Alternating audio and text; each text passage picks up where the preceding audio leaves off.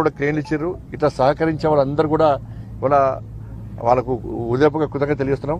మళ్ళీ అప్పీల్ చేస్తున్నా, ప్రశాంతమైన వాతావరణంలో ఈ వినాయక నవరాత్రి ఉత్సవాలను నిమజ్జనోత్సవ కార్యక్రమాన్ని జరుపుకునే ప్రయత్నం చేద్దాం. ఒక మంచి సందేశం ఇద్దాం, ఒక స్ఫూర్తిదాయకమైన సందేశం సమాజానికి ఇద్దాం.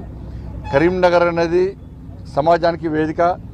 హిందువులందరూ భక్తి శ్రద్ధలతోని వినాయక నిమజ్జనోత్సవం జరుపుకుంటారని చెప్పి ఒక చర్చ ఉంది. గతంలో అదేవిధంగా జరిగింది. దాన్ని ఈసారి కూడా అదే సాంప్రదాయాన్ని కొనసాగించే ప్రయత్నం చేద్దాం. అందరికీ నమస్కారాలు.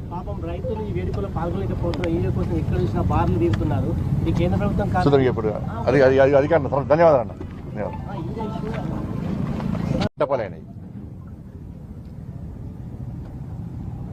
గతంలో బస్తీలలో పెట్టుకోవడమే కాకుండా ఇవాళ కొన్ని అపార్ట్మెంట్స్లో కానీ కొన్ని ఇళ్లలో కూడా ఇవాళ నవరాత్రి ఉత్సవాలను ఘనంగా నడుపుకున్నటువంటి వాతావరణం ఉంది.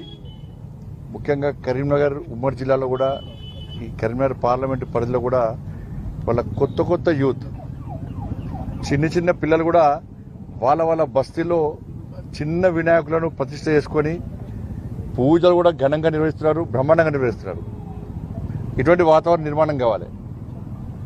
ఇలా వినాయక నవరాత్రి ఉత్సవాల యొక్క ప్రాధాన్యత, ప్రత్యేకత ఏంటంటే ఆ రోజు బ్రిటిష్ వాళ్ళను ఈ దేశం నుంచి పారద్రోలని చెప్పి ఒక ఆలోచనతో హిందూ సమాజాన్ని సంఘటితం చేయాలి, దానికి ఒక వేదిక కావాలి అని చెప్పించి బాలా గంగాధర్ తిలక్ గారు అయితే ప్రారంభించారో నాటి నుంచి నేటి వరకు కూడా అదే వాతావరణంలో ఇలా దేశవ్యాప్తంగా కూడా ఈ విఘ్నేశ్వర నవరాత్రి ఉత్సవాలను జరుపుకుంటాం. మనం చాలా ప్రాంతాల్లో రకరకాల పండుగలు పోయినసారి కంటే గత 2 సంవత్సరాల తర్వాత ఈసారి ఒక భక్తి శ్రద్ధలతో ఈసారి వినాయక నవరాత్రులు జరుగుతూ ఉన్నాయి. చాలామంది యువకులందరూ కూడా దీక్ష తీసుకున్నారు. 9 రోజుల పాటు దీక్ష తీసుకొని వాళ్ళ పూజలు నిర్వహిస్తూ ఉన్నారు.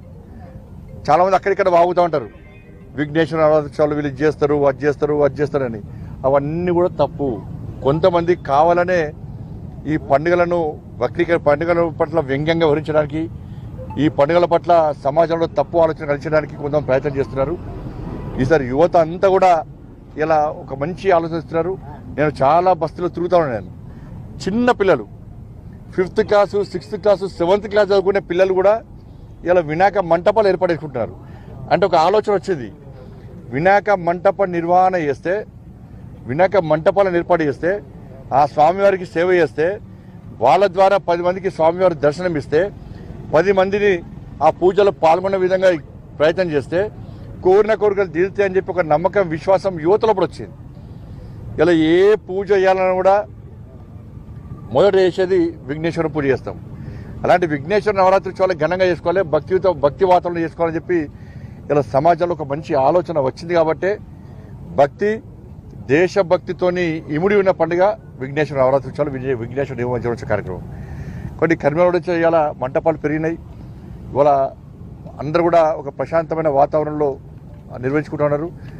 ఇంతవరకు కూడా నాకు తెలిసి గత 10-12 సంవత్సరాల నుంచి కరీంనగర్లో ఎలాంటి సంఘటన జరగలే. అందరికి ఇవాళ హిందూ సమాజం అంతా కూడా ఒక భక్తి శ్రద్ధలతో ఈ నవరాత్రి ఉత్సవాలు చేసుకుంటున్నాం. ఎక్కడ ఎలాంటి ఇబ్బంది లేకుండా చేసుకుంటున్నాం. ఆ స్వామివారి ఆశీర్వాదంతో చేసుకుంటున్నాం. రేపు నిమజ్జనోత్సవ కార్యక్రమము కరీంనగర్ జిల్లాలో ఉంది, ఈ పార్లమెంట్ పరిధిలో ఉంది.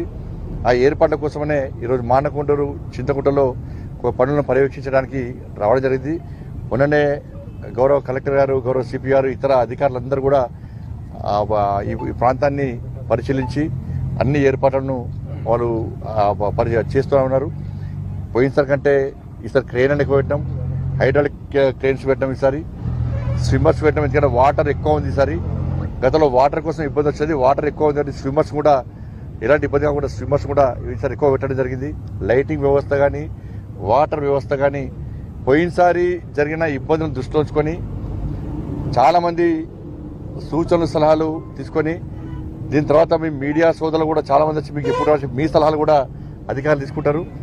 మరి అందరం కలిసిమెలిసి దీన్ని ఒక రాజకీయ కోణంతో చూడకుండా విఘ్నేశ్వర నిమజ్జనోత్సవ కార్యక్రమము ఎలాంటి ఇబ్బంది లేకుండా, ప్రజలు ఇబ్బంది లేకుండా, ఎవరికి ఏ కష్టం రాకుండా, ఇలాంటి ప్రమాదాలు జరగకుండా ఒక ప్రశాంతమైన వాతావరణంలో నిమజ్జనోత్సవ కార్యక్రమం జరుపుకోవడమే ఒక ఆలోచనతో చేస్తున్నాం. దాదాపు అన్ని ప్రాంతాల్లో కూడా